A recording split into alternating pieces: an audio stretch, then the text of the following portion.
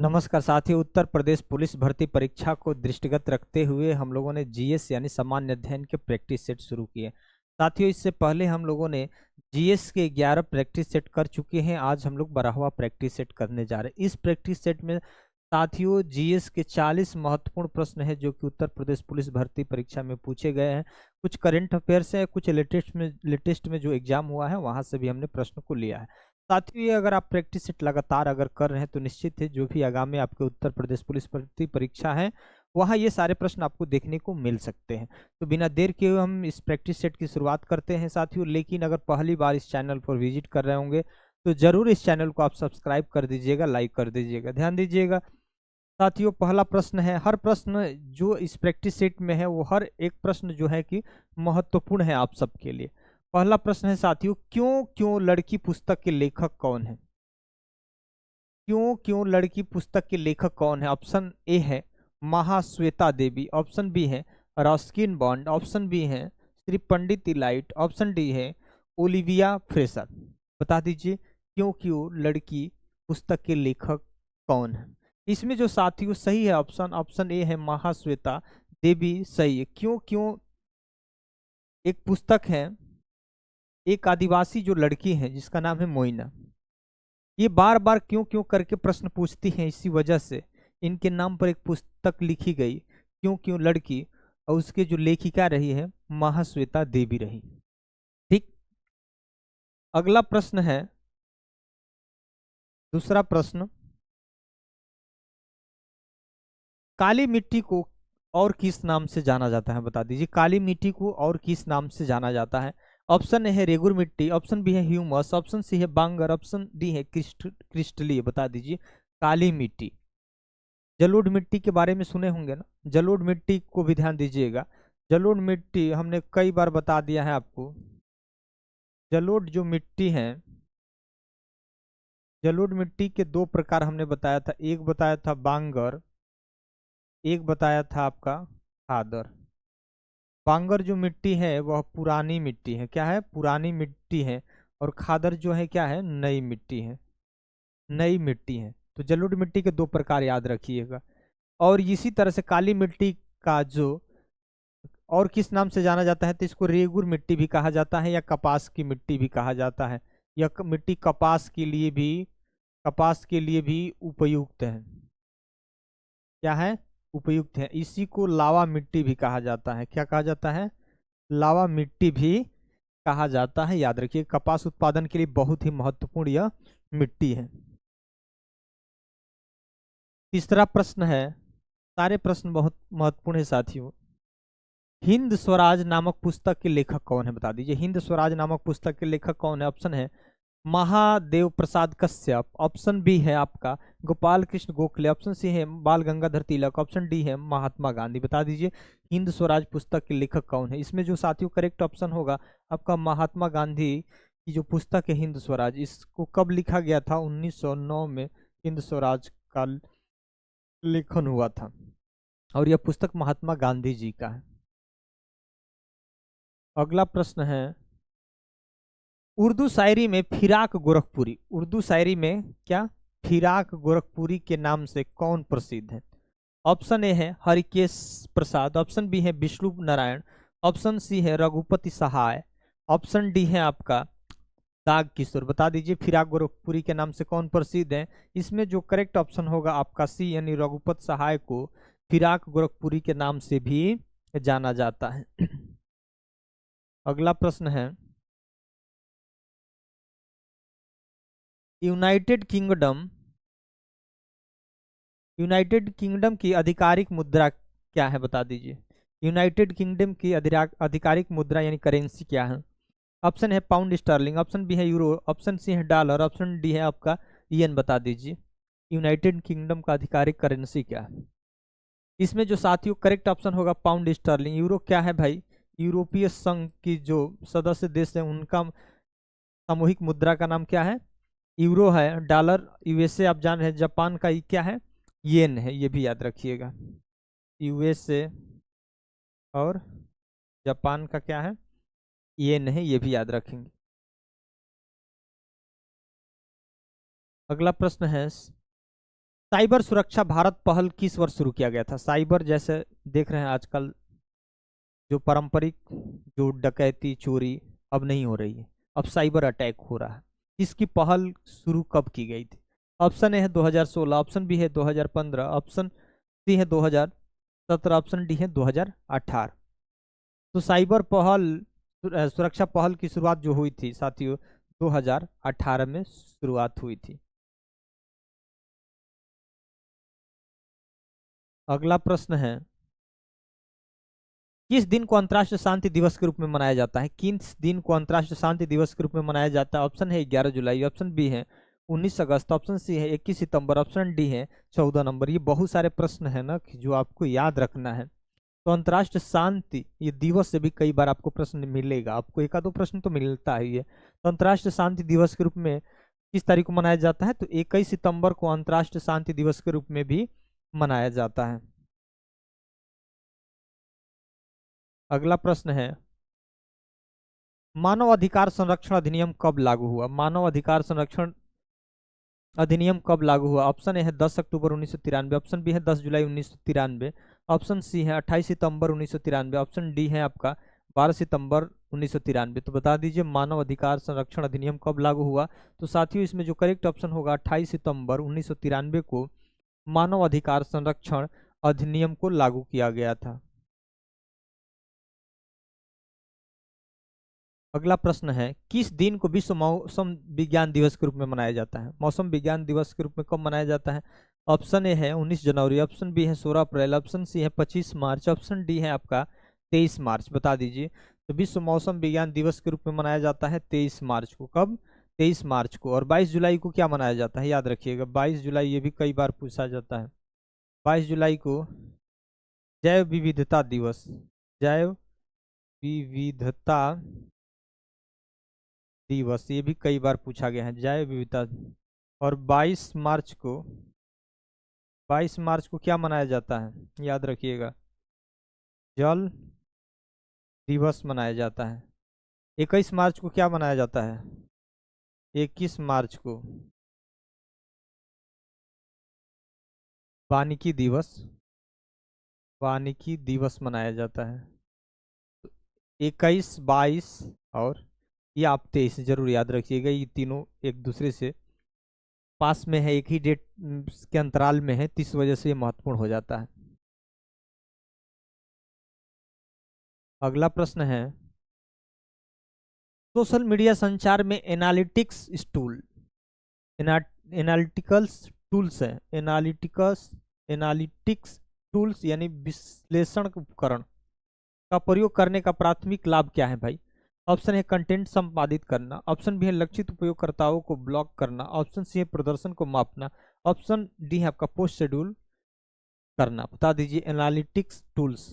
जब आप देखते हैं सोशल मीडिया में यूट्यूब वगैरह पर अगर वीडियो बनाते हैं, YT स्टूडियो में जाते हैं तो वहाँ पर लिखा रहता है एनालिटिकल्स टूल्स लिखा रहता है। तो इसको भाई क्या करते हैं, ये प्रदर्शन को मापता है कि आप कैसा प्रदर्शन कर रहे हैं।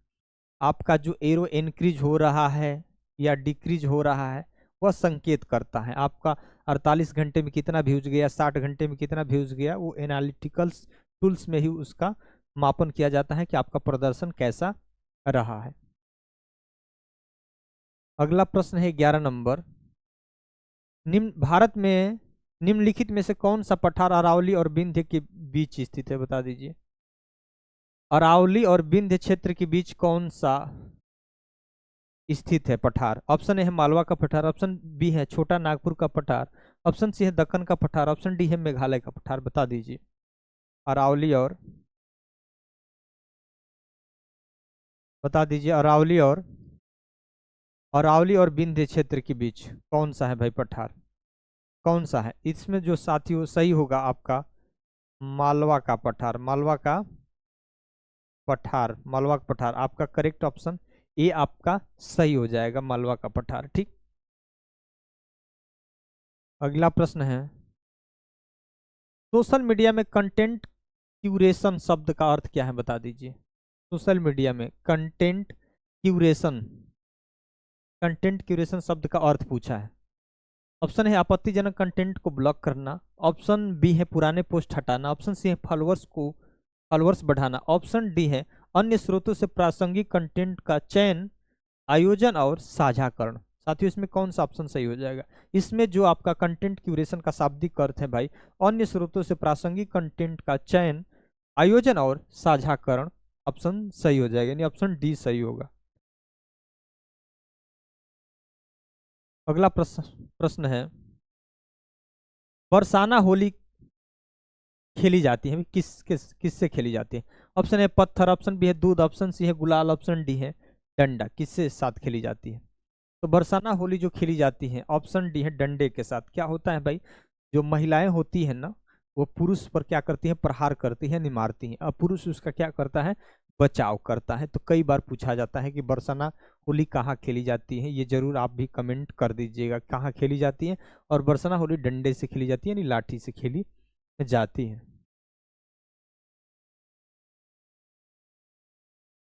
अगला प्रश्न है, एक पुलिस अधिकारी के रूप में मैं निम्नलिखित द्वारा देशभक्ति का सर्वोत्तम प्रदर्शन कर सकता हूं।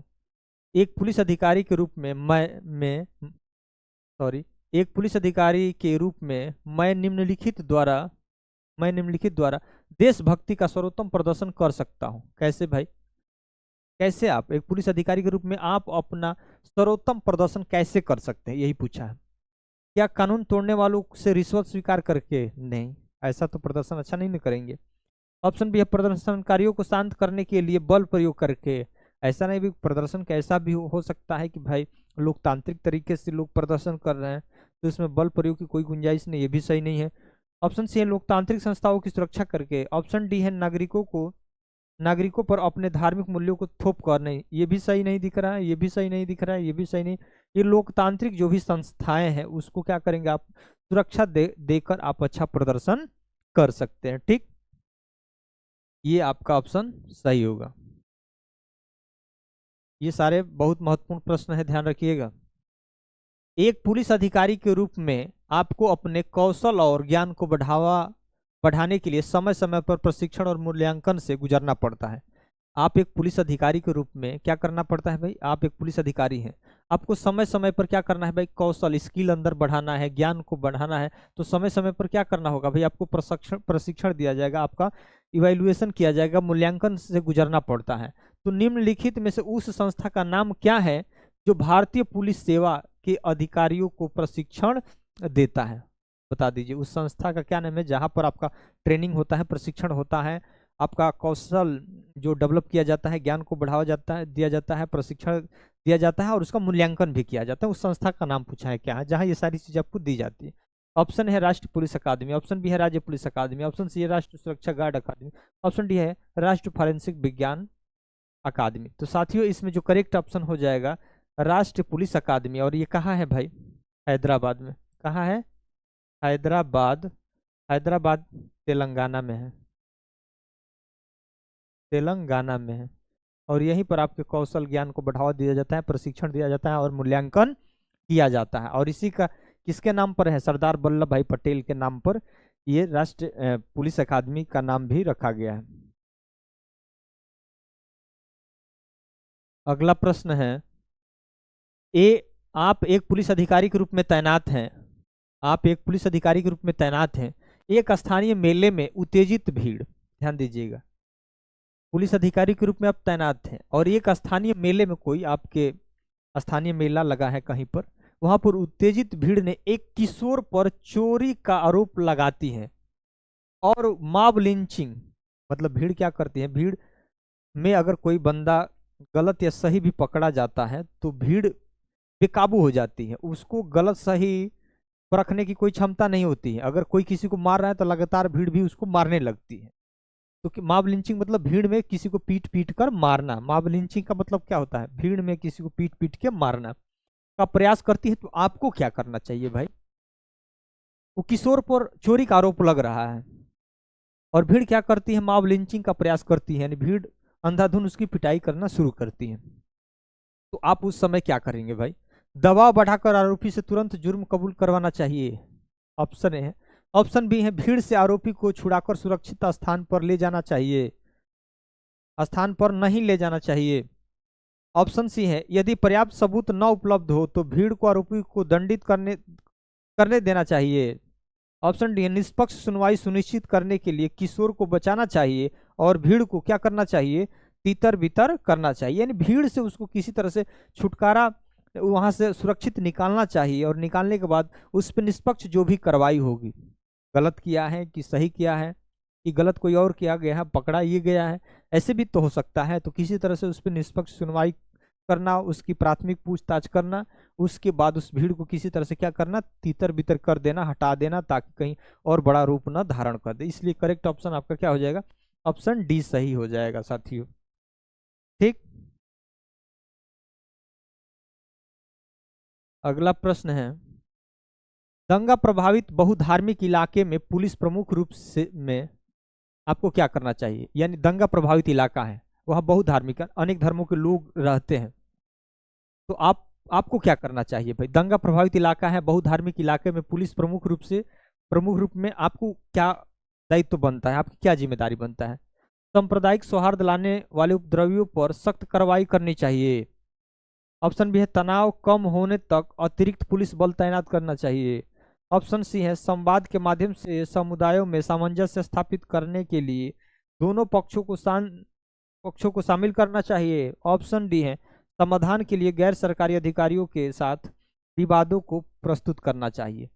यानी कोई इलाका दंगा प्रभावित इलाका है, अनेक धर्मों के लोग रहते हैं, तो फिर एक पुलिस का क्या कर्तव्य होना चाहिए कि कैसे उस दंगा प्रभावित इलाके से आपस में सामंजस्य आ जाए, यानी शांति कायम हो जाए, शांति सौहार्द कायम हो जाए। कैसे कायम होगा भाई, आपका कर्तव्य क्या होना चाहिए अगर आप एक पुलिस अधिकारी है तो इसमें जो सबसे महत्वपूर्ण जो ऑप्शन होगा, इसमें जो आपका करेक्ट ऑप्शन होगा संवाद के माध्यम से, यानी जो भी विभिन्न धर्मों के लोग हैं जो उस धर्म का नेतृत्व कर रहे हैं उनको बुलाना चाहिए, बुला के बैठ के उन लोगों से बात करनी चाहिए। बात करके ही उस दंगे को रोका जा सकता है, कम किया जा सकता है। आप उस पे प्रेशर बना के, दबाव बना के, सेना के बल पर उस दंगे को आप रोक नहीं सकते हैं। तो इसी वजह से जो भी विभिन्न धर्म के लोग हैं जो समाज का उस धर्म का नेतृत्व कर रहे हैं उनके साथ बैठकर शांतिपूर्ण तरीके से कोई भी समस्या है तो समस्या को समाधान करके सांप्रदायिक जो सौहार्द जो खराब हो रहा है उसको किसी तरह से सहिष्णुता की भावना से उसको शांति बनाया जाना चाहिए। तो इस वजह से साथियों इसमें जो करेक्ट ऑप्शन है आपका सी ऑप्शन सही होगा। अगला प्रश्न है आप एक पुलिस अधिकारी के रूप में तैनात हैं, आपको आगामी निकाय चुनावों को हिंसक रूप से बाधित करने की तैयारी की विश्वसनीय जानकारी प्राप्त होती है। आप एक पुलिस अधिकारी हैं और आपको लग रहा है कि आगामी जो निकाय चुनाव है, जो निकाय चुनाव नगर का चुनाव है, हिंसक रूप से मतलब ऐसा लग रहा है कि कोई ऐसा समुदाय है, कोई ऐसा संगठन है, ऐसा कोई ग्रुप है जो क्या कर रहा है भाई, हिंसक की तैयारी कर रहा है और इसकी विश्वसनीय जानकारी आपको मिल गई है कि नहीं ये चुनाव में कुछ बड़ा खेल हो सकता है, हिंसा हो सकती है, मारकाट हो सकता है, विश्वसनीय तो आप क्या करेंगे भाई, आप क्या करेंगे। ऑप्शन ए है संवेदनशील क्षेत्रों में सहायक पुलिस बल तैनात करना चाहिए। ऑप्शन बी है चुनावी प्रक्रिया को स्थगित करने की सिफारिश करना चाहिए। ऑप्शन सी है राजनीतिक अभियान कार्यक्रमों पर प्रतिबंध लगाना चाहिए। ऑप्शन डी है मतदान में बाधा डालने वालों पर कड़ी कार्रवाई करनी चाहिए। इसमें कौन सा आपका सही होगा, तो ध्यान दीजिएगा इस विकल्प के अनुसार जो आपका सही होगा, जो भी संवेदनशील इलाका है भाई, जहां लग रहा है कि दंगा होने वाला है, हिंसा होने वाला है, तो संवेदनशील क्षेत्रों में सहायक पुलिस बल को क्या करना चाहिए, तैनात करना चाहिए ताकि हिंसा न हो पाए और चुनाव जो है सुचारू रूप से संपन्न भी हो जाए। तो इस वजह से आपका ऑप्शन क्या होगा, ऑप्शन ए सही होगा।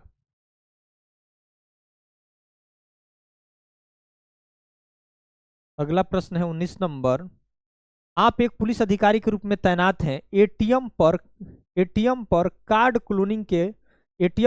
क्लोनिंग के आपराधिक मामले को रोकने के लिए आप क्या करेंगे भाई। ऑप्शन ए है संवेदनशील एटीएम की पहचान कर प्रत्येक पर एक एक करके पर्यवेक्षक रखना चाहिए। ऑप्शन बी है क्षेत्राधिकार में सभी एटीएम को अस्थायी रूप से बंद करनी चाहिए। ऑप्शन सी है कर्मचारियों को प्रशिक्षित कर कार्ड क्लोनिंग मशीनों की पहचान नहीं करनी चाहिए। ऑप्शन डी है विसंगतियों के लिए एटीएम मशीन एक्सेस लाग की क्या करनी चाहिए, जांच करनी चाहिए। इसमें जो साथियों आपका जो करेक्ट ऑप्शन होगा एटीएम कार्ड पर क्लोनिंग आपराधिक मामले को रोकने के लिए सबसे उपयुक्त जो ऑप्शन होगा कि विसंगतियों के लिए एटीएम मशीन के एक्सेस लाग की क्या करनी चाहिए, जांच करनी चाहिए। इसलिए ऑप्शन आपका ये क्या है, डी ऑप्शन सही है। अगला प्रश्न है, एक पुलिस अधिकारी के रूप में आप देखते हैं कि कुछ धार्मिक अल्पसंख्यक को पड़ोस में प्रवेश से वंचित किया जा रहा है। अल्पसंख्यक जिस जिस धर्म की आबादी बहुत कम है उनको पड़ोस में जाने से क्या किया जा रहा है, रोका जा रहा है। तो फिर आपका कर्तव्य क्या होगा? ऑप्शन ए है तनाव कम करने के लिए बहुपक्षीय सामुदायिक संवाद आयोजित करने चाहिए। ऑप्शन बी है कानून का उल्लंघन करने वाली धार्मिक संस्थाओं को तुरंत बंद करने चाहिए। ऑप्शन सी है असंवेदनशील समूहों के अधिकारियों को तैनात कर बल प्रयोग करने चाहिए। ऑप्शन डी है केवल राज्य की कल्याण योजनाओं को बढ़ावा देना चाहिए। बता दीजिए भाई, कहीं भी अल्पसंख्यक को जाने से रोका जा रहा है पड़ोसी इलाके में, पड़ोस में, आपका कर्तव्य क्या होगा भाई? तो भाई तनाव कम करने के लिए बहुपक्षीय सामुदायिक संवाद आयोजित करना चाहिए। यानी जो विभिन्न धर्म के लोग हैं, जो अल्पसंख्यक हैं, बहुसंख्यक हैं, तो एक अधिकारी का, एक पुलिस का यही कर्तव्य होगा कि भाई अल्पसंख्यक और बहुसंख्यक को बीचों में संवाद स्थापित करना चाहिए और ऐसी समस्याओं से निजात मिल सकती है। संवाद करके ही ये समस्या का समाधान किया जा सकता है। अगला प्रश्न है, अर्थव्यवस्था के संरचनात्मक ढांचे से क्या तात्पर्य है? अर्थव्यवस्था के संरचनात्मक ढांचे से क्या तात्पर्य है? ऑप्शन ए है निजी और सार्वजनिक क्षेत्रों का वर्गीकरण। ऑप्शन बी है जीडीपी में विभिन्न क्षेत्रों का योगदान। ऑप्शन सी है जनसंख्या का ग्रामीण और शहरी वितरण। ऑप्शन डी है जनसंख्या का पुरुष और महिला का वितरण। बता दीजिए अर्थव्यवस्था के संरचनात्मक ढांचे से क्या तात्पर्य है? तो इसमें साथियों जो करेक्ट ऑप्शन हो जाएगा जीडीपी में विभिन्न क्षेत्रों का योगदान, यानी ग्रास डोमेस्टिक प्रोडक्ट, यानी सकल घरेलू उत्पाद में विभिन्न क्षेत्रों का योगदान को हम लोग क्या बोलेंगे, अर्थव्यवस्था के संरचनात्मक ढांचे के तात्पर्य इसी से ये निकल रहा है। ठीक, तो इस वजह से ये ऑप्शन सुटेबल दिख रहा है। अगला प्रश्न है, भारत में द्वितीय हरित क्रांति का प्रमुख उद्देश्य क्या था? प्रथम हरित क्रांति जो 1960-70 के दशक में जो आई थी, तो द्वितीय पूछा है ना, इसका उद्देश्य क्या रहा? ऑप्शन है कृषि में समग्र विकास पर ध्यान केंद्रित करना। ऑप्शन सी बी है रासायनिक उर्वरक एवं कीटनाशकों का उपयोग बढ़ाना। ऑप्शन सी पश्चिमी राज्यों में खाद्य सुरक्षा सुनिश्चित करना। ऑप्शन डी है पारंपरिक कृषि पद्धतियों को बढ़ावा देना। तो पारंपरिक वाले में तो नहीं दिया जाएगा, इसी वजह से सही हो जाएगा। द्वितीय हरित क्रांति की बात कर रहे हैं, तो हरित क्रांति के जनक कौन है? एम.एस. स्वामीनाथन। एम.एस. स्वामीनाथन याद रखिएगा। इसमें जो करेक्ट ऑप्शन हो जाएगा कृषि में समग्र विकास पर ध्यान देना। कृषि के हर क्षेत्र पर, यानी कृषि से संबंधित जो भी उत्पादन हो रहा है, अब हर क्षेत्र को क्या करना है, उत्पादन को बढ़ावा देना है। इस वजह से अब आपका ऑप्शन क्या हो जाएगा, सही हो जाएगा। पहली हरित क्रांति में जो ये था ना कि सबसे अधिक जो जिस फसल पर प्रभाव पड़ा था वो गेहूं का उत्पादन सबसे अधिक हुआ था। अगला प्रश्न है, निम्नलिखित में से कौन सा सार्वजनिक क्षेत्र का एक उद्योग है? बता दीजिए सार्वजनिक क्षेत्र का एक उद्योग है। ऑप्शन ए है यानी सरकारी कंपनी कौन है, इसमें यही बताना है। Option A Reliance, option B है टिस्को, ऑप्शन सी है भेल, ऑप्शन डी है बजाज ऑटो। बता दीजिए सार्वजनिक क्षेत्र। इसमें साथियों जो हो जाएगा भेल सही है, BHEL, Bharat heavy electronics limited, यानी भेल ही आपका सही हो जाएगा ऑप्शन। यही देश की सरकारी कंपनी है भेल। ऑप्शन सी सही हो जाएगा। अगला प्रश्न है, विदेशों से सहायता में नगद अनुदान को कहाँ वर्गीकृत किया जाता है? ऑप्शन है गैर कर राजस्व, ऑप्शन बी है पूंजीगत प्राप्ति, ऑप्शन सी है कर राजस्व, ऑप्शन डी है राजस्व व्यय। ये क्या है जी? विदेशों से सहायता, यानी बाहर देश से आ रहा है अपने देश में, नगद अनुदान को कहाँ वर्गीकृत किया जा सकता है? ऑप्शन सही हो जाएगा गैर कर राजस्व के अंतर्गत इसको रखेंगे। ऑप्शन ए सही हो जाएगा। अगला प्रश्न है, भारत में 10 रुपए के नोट कौन जारी करता है? भारत में 10 रुपए का नोट कौन जारी करता है? ऑप्शन है भारतीय रिजर्व बैंक, ऑप्शन बी है Union Bank of India, option C है भारतीय स्टेट बैंक, ऑप्शन डी है सेंट्रल बैंक ऑफ इंडिया। तो ध्यान दीजिएगा, 10 रुपये का नोट हो यानी 1 रुपया कुछ छोड़ के नोट, जो उसके बाद जितने भी नोट होते हैं वो भारतीय रिजर्व बैंक ही जारी करता है, याद रखिएगा। भारतीय रिजर्व बैंक जारी करता है। भारतीय रिजर्व बैंक की स्थापना कब होती है? 1 अप्रैल 1935 में। यह भारत का केंद्रीय बैंक है, बैंकों का बैंक है। ऑप्शन है ईश्वरी प्रसाद। ईश्वरी प्रसाद निम्नलिखित में से किस भारतीय शास्त्रीय नृत्य से संबंधित है? बता दीजिए। ऑप्शन है भारतनाट्यम, ऑप्शन बी है कथकली, ऑप्शन सी है मणिपुरी, ऑप्शन डी है आपका कथक। बता दीजिए ईश्वरी प्रसाद का संबंध किससे है भाई? तो ऑप्शन आपका डी से सही है इनका। भारतनाट्यम कहाँ है भाई? तमिलनाडु में है। कहाँ? तमिलनाडु में है। उस कथकली केरल, मणिपुरी मणिपुर में है, कथक वही उत्तर भारत, उत्तर भारत। ये याद रखिएगा, ये चारों कई बार पूछे भी जाते हैं। अगला प्रश्न है निम्नलिखित में से कौन सा गुरुत्वीय स्थितिज ऊर्जा का उदाहरण है? गुरुत्वीय स्थितिज ऊर्जा का उदाहरण कौन सा है? ऑप्शन ए है चलती हुई कार, ऑप्शन बी है धनुष से नहीं छोड़ा गया तीर, ऑप्शन सी है बांध के पीछे स्थित पानी, ऑप्शन डी है बंदूक से चलाई गई गोली। इसमें गुरुत्वीय स्थितिज ऊर्जा का उदाहरण कौन है? इसमें साथियों जो करेक्ट ऑप्शन होगा आपका बांध के पीछे स्थित पानी आपका करेक्ट ऑप्शन हो जाएगा, यानी ऑप्शन नंबर सी आपका सही हो जाएगा। अगला प्रश्न है 28 नंबर, ध्वनि तरंगों के उत्पादन और प्रसार के अध्ययन को क्या कहा जाता है? बता दीजिए ध्वनि तरंगों के उत्पादन और प्रसार के अध्ययन को क्या कहा जाता है? ऑप्शन ए है फोटोनिक्स, ऑप्शन बी है इलेक्ट्रॉनिक्स, ऑप्शन सी है अकूस्टिक्स, ऑप्शन डी है ऑप्टिक्स ऑप्टिक्स। इसमें कौन सही हो जाएगा ध्वनि तरंगों के उत्पादन और प्रसार में? तो इसमें जो करेक्ट ऑप्शन सही होगा साथियों ऑप्शन सी हो जाएगा, अकूस्टिक्स सही ऑप्शन हो जाएगा। यानी ध्वनि के उत्पादन और ध्वनि के तरंगों के उत्पादन और प्रसार को क्या बोलते हैं? अगला प्रश्न है एक तत्व की परमाणु संख्या निर्धारित होती है भाई, किससे निर्धारित होती है? एक तत्व की परमाणु संख्या किससे निर्धारित होती है? ऑप्शन ए है परमाणु में इलेक्ट्रॉनों तथा प्रोटॉनों की संख्या के जोड़ को बोलते हैं क्या? ऑप्शन बी है परमाणु में न्यूट्रॉनों की संख्या को बोलते हैं, या ऑप्शन सी है तत्व की संयोजकता को बोलते हैं, या ऑप्शन डी है परमाणु में प्रोटॉनों की संख्या। तो एक तत्व में परमाणु संख्या निर्धारित होती है किससे भाई? तो परमाणु में प्रोटॉनों की संख्या, परमाणु में प्रोटॉनों की संख्या निर्धारित करती है एक तत्व की परमाणु संख्या। एक तत्व की परमाणु संख्या निर्धारित करती है परमाणु में प्रोटॉनों की संख्या को ही निर्धारित करती है। इस वजह से ऑप्शन आपका डी सही हो जाएगा। अगला प्रश्न है संतरे और नींबू जैसे खट्टे फलों में पाया जाने वाला प्राथमिक अम्ल क्या है? बता दीजिए नींबू और संतरे में कौन सा अम्ल पाया जाता है? ऑप्शन है लैक्टिक अम्ल, ऑप्शन बी है सिट्रिक अम्ल, ऑप्शन सी है एसिटिक अम्ल, ऑप्शन डी है टार्टेरिक अम्ल। इसमें साथियों जो ऑप्शन सही हो जाए आपका सिट्रिक अम्ल पाया जाता है, एसिटिक अम्ल सिरके में पाया जाता है, लैक्टिक दूध दही में पाया जाता है, और टार्टेरिक हल्दी में। ऑप्शन है टूथपेस्ट बनाने के लिए निम्न में से किसका उपयोग नहीं किया जाता है? टूथपेस्ट बनाने के लिए निम्न में किसका उपयोग नहीं किया? ऑप्शन है एल्यूमिनियम ऑक्साइड, ऑप्शन बी है गैलेना, ऑप्शन सी है सिलिका, ऑप्शन डी है चूना पत्थर। तो इसमें जो साथियों आपका सही हो जाएगा जिसका प्रयोग नहीं किया जाता है, गैलेना का प्रयोग नहीं किया जाता है। अगला प्रश्न है निम्नलिखित में से कौन सा ब्रायोफाइट का एक सामान्य प्रकार है? ब्रायोफाइट का एक सामान्य प्रकार है। ऑप्शन है मर्चेंटिया, ऑप्शन बी है क्लाइडोफोरा, ऑप्शन सी है नेफ्रोलिपिस, ऑप्शन डी है ट्यूकस। तो बता दीजिए ब्रायोफाइट का एक सामान्य प्रकार है, उदाहरण है। इसमें जो साथियों सही हो जाएगा इसमें मार्चेंटिया सही हो जाएगा। मार्चेंटिया एक सामान्य प्रकार है ब्रायोफाइट का।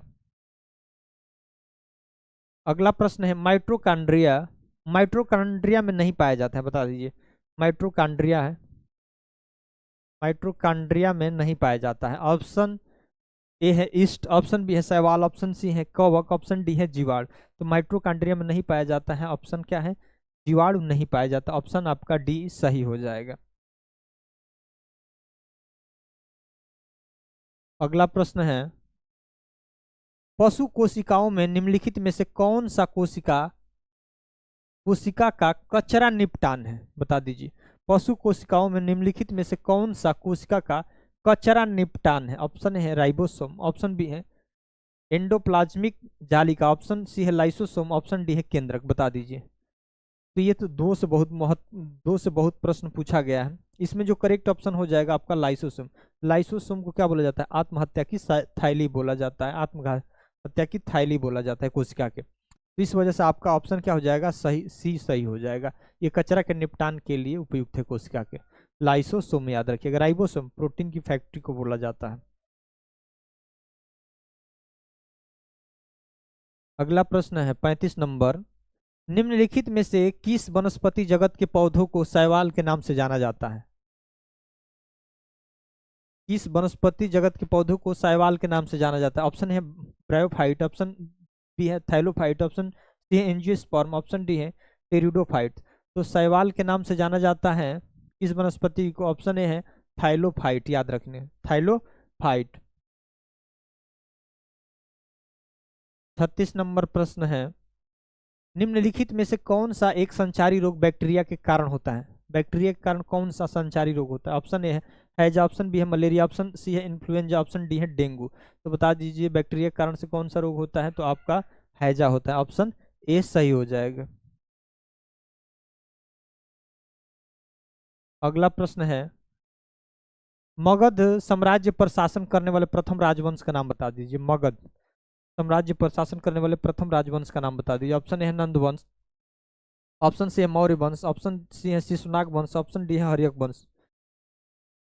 तो मगध साम्राज्य पर पहले शासन करने वाले राजवंश का नाम पूछा है तो हर्यक वंश हो जाएगा। कौन है? हर्यक वंश। हर्यक वंश के संस्थापक कौन है? बिंबिसार। कौन है? बिंबिसार, याद रखिएगा। हर्यक वंश के संस्थापक कौन है? बिंबिसार, याद रखिएगा। तो ऑप्शन जो सबसे पुराना कौन हो जाएगा? ऑप्शन डी सही हो जाएगा। अगला प्रश्न है 38 नंबर। निम्नलिखित में से कौन सा वैश्विक दर्शन से संबंधित है? वैश्विक दर्शन से संबंधित है। ऑप्शन ए है पतंजलि, ऑप्शन बी है कणाद, ऑप्शन सी है गौतम, ऑप्शन डी है जैमिनी। तो वैश्विक दर्शन से संबंधित है ऑप्शन बी कणाद का संबंध किससे है? वैश्विक दर्शन से है। अगला प्रश्न है रजिया सुल्तान के पिता कौन थे? यानी दिल्ली सल्तनत की एकमात्र महिला शासिका का क्या नाम था भाई? रजिया सुल्तान। तो ऑप्शन इनके पिता का नाम पूछा। ऑप्शन ए है इल्तुतमिश, ऑप्शन बी है Balban, option C Qutbuddin Aibak, option D है मोहम्मद गुलाम। रजिया सुल्तान के पिता का नाम क्या था? इल्तुतमिश था, ऑप्शन ए सही हो जाएगा। अगला प्रश्न है और इस प्रैक्टिस सेट का लास्ट प्रश्न है। शेर शाह ने हुमायूं को कनौज में कब हराया था? शेर शाह ने हुमायूं को कनौज में कब हराया था? ऑप्शन ए 1555, ऑप्शन बी है 1530, ऑप्शन सी है 1540, ऑप्शन डी है 1535। तो बता दीजिए शेर शाह ने हुमायूं को कब कनौज में हराया था? तो साथियों 1540 में हराया था, ऑप्शन आपका सी सही हो जाएगा। तो साथियों ये जो 40 जो है जीएस के बहुत ही महत्वपूर्ण प्रश्न है और आप इसको पूरी तरीके से कंठस्थ कर लीजिए, याद कर लीजिए और सारा प्रैक्टिस सेट लगातार देखिए। मैं उम्मीद करता हूं, भरोसा दिलाता हूं कि यहाँ से बहुत सारे प्रश्न आपके प्रतियोगी परीक्षा जो आपके उत्तर प्रदेश पुलिस का होगा वहाँ पर आपको ये प्रश्न देखने को मिलेंगे। साथियों पहली बार इस चैनल पर विजिट कर रहे होंगे तो जरूर चैनल को सब्सक्राइब कर दीजिएगा। किसी प्रकार का सुझाव है, कहाँ से देख रहे हैं मुझे, तो जरूर कमेंट कर भी दीजिएगा। धन्यवाद।